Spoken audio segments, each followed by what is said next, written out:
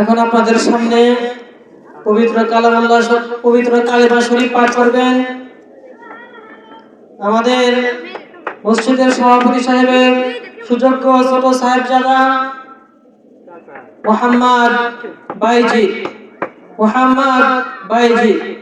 আমি তাকে পবিত্র কালিমা শরীফ পাঠ করার জন্য সবিনয়ভাবে অনুরোধ করছি। আসসালামু আলাইকুম।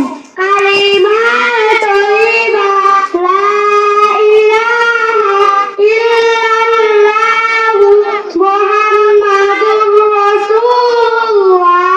কালিমা তয়্যিবা হরফ আল্লাহু তাআলা ব্যতীত ইবাদতের উপযুক্ত আর কোনো মাবুদ নাই।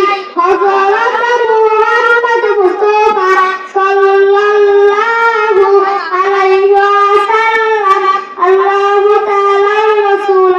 আসসালামু আলাইকুম।